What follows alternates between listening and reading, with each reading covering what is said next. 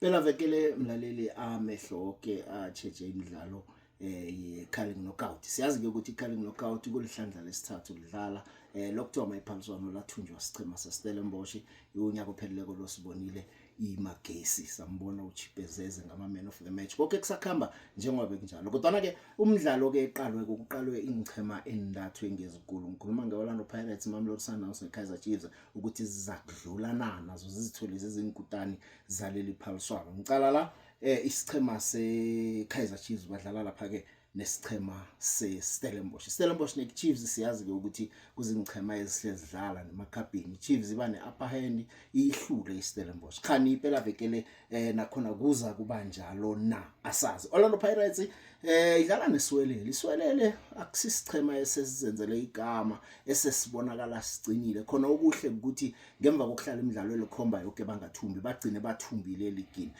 Beza ku-Orlando Pirates eVutha Bay. Orlando Pirates ngikhuluma nawe nje inemlandela yemidlalo elithoba 9 ingahlulwa. Asazi ke ithumba kuphela, angazi ukuthi kuzokukhamba kukhambe njani, mhlambe ingenza kwenzeke na. Mamelodi Sundowns yona idlala neMarumo Gallants. Marumo Gallants isichema esinekanhle kodwa iMamelodi Sundowns inamandla, ibonakala noma abantu bangayithabeli indlela abadlala ngakhona nabalandeli baso isichema bangakathabi kuhle angazi sidlala neGallants. Gallants naye engakurara ngelanga layo, angazi ke ukuthi lapho ngingathini, ngizakuzwa ngawo ukuthi wena ubona kuza kukhamba njani. Kodwa ke sicale nje imidlalo lengicale iMagesi mina ukuthi iMagesi yenzani. iMagesi khani izasikhombisa ukuthi sizinepheleleko zange balichayisa na ibigiri le nonyaka lo bangakwenza na. Ake sicale imidlalo ye-Carling Knockout challenge leso yokudlala kiyo iphela vekele. Ngizwe ngawe ke ukuthi ubona kuza kukhamba njani ku last 16. Sakubona ukuya phambili nje asicheche ilast 16.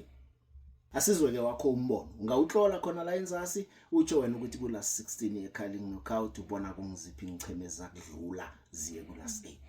Akwande mlaleli, ngiyakulotshisa namhlanje kwahlelo lethu lemhleni ihlelo fulela onetwa uGwekwezi FM. Everybody here, let's get into it. Let's get it started.